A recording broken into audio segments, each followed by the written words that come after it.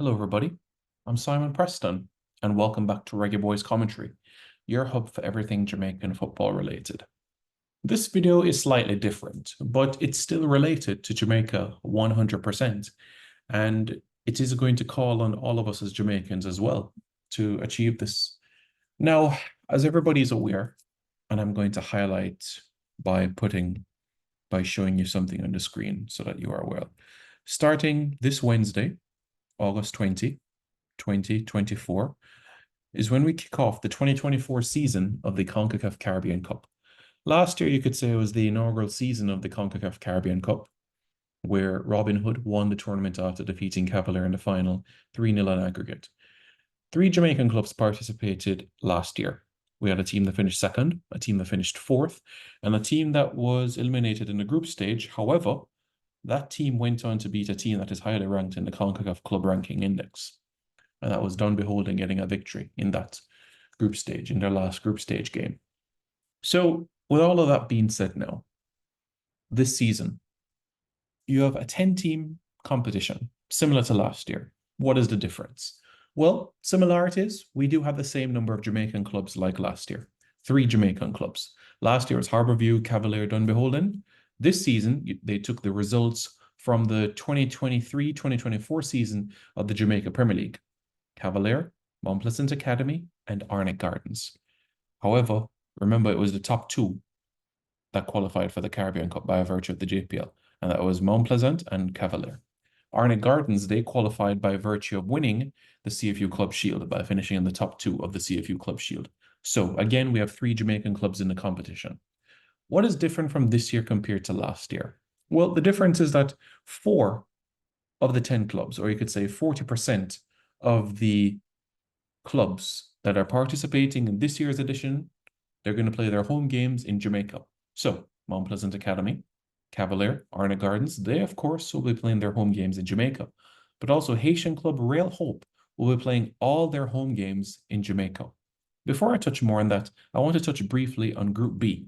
Group B has Cibao of the Dominican Republic, Mocha of the Dominican Republic, Port of Spain out of Trinidad and Tobago, Grenades out of Antigua, the runner-up in the CFU Club Shield, who lost to Arnett Gardens in the final, and Ouanamanithe of Haiti. Okay, so let's go back to what we're talking about with Real Hope, right? Real Hope, they're playing all their home games in Jamaica. And in the grand scheme of things, you could say they're also playing all their away games in Jamaica as well, because this Thursday, they face Police at Sabina Park.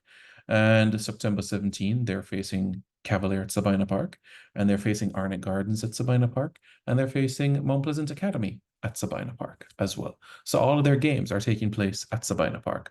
By the way, the Arnett Gardens Cavalier game is slated for the National Stadium, but certainly further confirmation will come in due course. So 3 Jamaican clubs in one group. Let me explain this now. Having 2 Jamaican clubs, having 2 of our 3 Jamaican clubs finish at the top of their group will also guarantee that we'll have a Jamaican club qualify for the 2025 edition of the CONCACAF Champions Cup. And I'm going to explain that now. Because remember, it's the top 3 teams that advances to the 2025 edition of the CONCACAF Champions Cup. So worst case scenario, if you have 2 Jamaican clubs that advance to the semifinals and they both lose their semifinals, you're going to have in the 3rd and 4th place playoff 2 Jamaican clubs, and somebody is going to win that. So therefore, you'd have a Jamaican club qualify for the CONCACAF Champions Cup. So we want to have 2 Jamaican clubs to finish in the top 2 of the group, and it'll be absolutely fantastic as well to have a Jamaican club finish 3rd as well, to show in a group Jamaica 1, 2, 3. I think that looks brilliant. So to the title that I know that everybody is quite looking forward to. Lionel Messi is an Inter Miami player. He signed a 2.5-year contract in 2023, which means that his current deal at Inter Miami ends at the end of 2025, which means that he has this season to finish and 1 more season at Inter Miami. That's based on the current deal.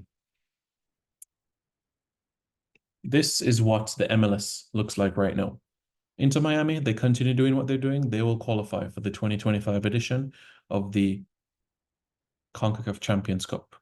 They're leading the way in the East, 5 points clear and looking good. 56 goals scored and 39 against. Miami is on course for qualification to the CONCACAF Champions Cup. So again, we say, let's bring Lionel Messi to Jamaica. Jamaican clubs, Cavalier, Mount Pleasant Academy, Arna Gardens, all the very best to you.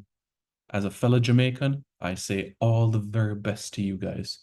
Cavalier, Mount Pleasant Academy, Arna Gardens, all the very best to you. As a Jamaican, I want Jamaican clubs to finish 1, 2, and 3 in the group. That's what I would love to see. I would love to see that Jamaican clubs finishing 1, 2, and 3.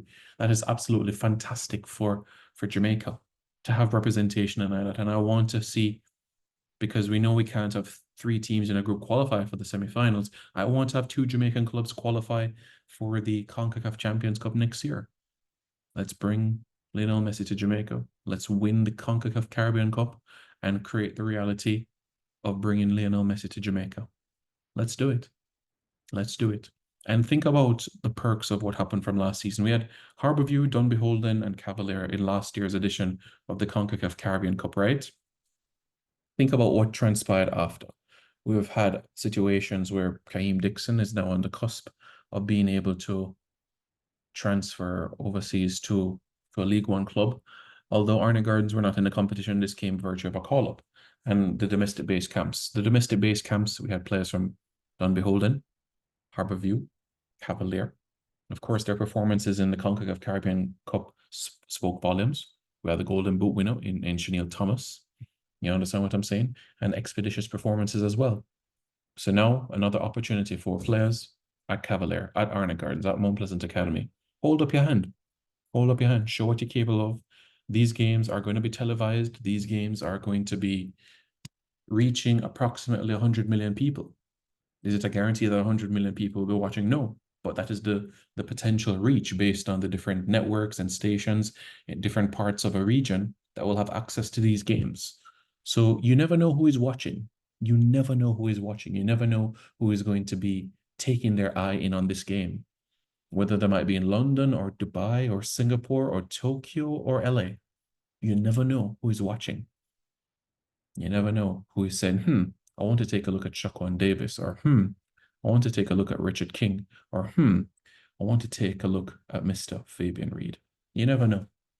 And this is the opportunity as well for Jamaican footballers to enhance themselves. And of course, this will of course lead to great opportunities to be able to ply their trade overseas in club football. So all the best to our Jamaican clubs. And it'd be fantastic to have a Jamaican club win this competition as well. So all the very, very best this season. And great things will come. The tournament kicks off on Tuesday. Mount Pleasant Academy versus Cavalier at Savannah Park. A lot of games at Savannah Park, you know. Top 2 advances to the semifinals.